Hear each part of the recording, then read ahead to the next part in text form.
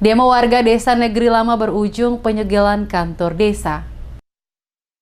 Kantor Desa Negeri Lama disegel ratusan warga Desa Negeri Lama, Kecamatan Teluk Ambon, Baguala saat menggelar demo menuntut pejabat desa setempat transparan dalam pengelolaan dana desa dan anggaran dana desa yang terindikasi tertutup. Josephus Pakaila selaku koordinator aksi kepada tim DMS Media Group mengungkapkan, aksi protes ini murni muncul dari keinginan masyarakat sendiri tanpa ada tendensi apapun. Hal ini disebabkan karena masyarakat merasa pembangunan desa yang dilakukan sejak tahun 2016-2019 terkesan tertutup dan tidak ada transparansi terkait penggunaan anggaran yang dikelola oleh pemerintah desa. Lebih lanjut, Pakaila menyampaikan bahwa terkesan ada indikasi pelanggaran yang dilakukan berupa penyalahgunaan kewenangan dari para pejabat desa yang bersangkutan dalam penggunaan dana desa Negeri Lama senilai 3 miliar rupiah. Dalam aksi ini, warga Desa Negeri Lama menuntut 4 poin penting, diantaranya meminta pemerintah kota, dalam hal ini Wali Kota Ambon, untuk segera mempercepat proses pemilihan raja definitif. Pemerintah desa diminta bertanggung jawab penuh atas penggunaan APBDes 2018-2019.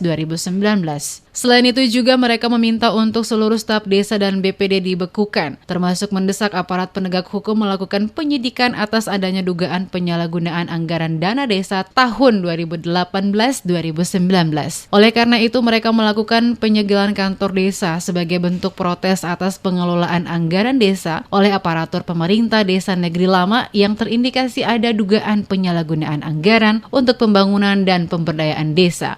Pembangunan yang dilaksanakan oleh pemerintah desa sampai saat ini belum ada sesuatu yang bisa menambahkan, memberikan sebuah harapan bagi masyarakat. Dan terkesan terindikasi banyak pelanggaran yang dilakukan.